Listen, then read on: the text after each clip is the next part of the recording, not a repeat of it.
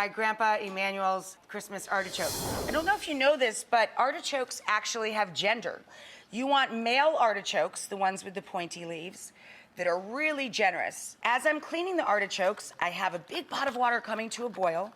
Then I boil them till they're just tender and the leaves start to feel loose, like they'll give when you pull at them. Then I pull out the choke in the center, all the way down to the heart. When you get to the fibrous part, use a spoon just to gently scrape that out, just like that, and it's so much easier when they're fully cooked. Then you're gonna put them into a baking dish, so once you fill them, they look like giant Christmas stars. For the beginning of the anchovies, we have equal amounts of olive oil and garlic, EVOO. We heat that up over moderate heat with lots of anchovies.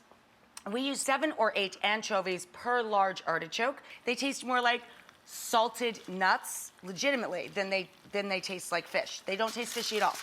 Anyway, we put a little foil top over the pan, or if the pan has a lid, pop the lid on just while the anchovies are melting into the oil.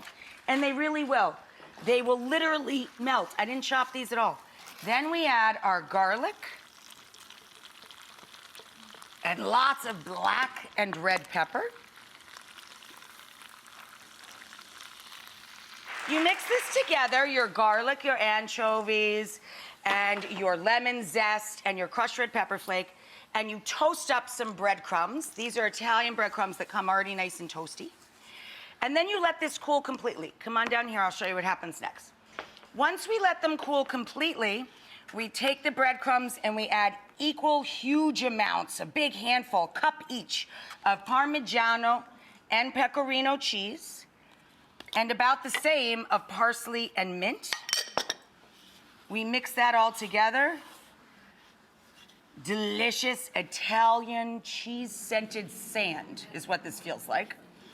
And then we overstuff, look at those babies. We overstuff every single leaf, and then you add to the dish, just to keep it moist while it heats through, a little chicken stock or water, and another little drizzle of EVOO to keep it moist. You heat them through, and when they come out, they can get a little extra squirt of lemon too. Yum, yum, yum. And the last sprinkle of our parsley. Woo!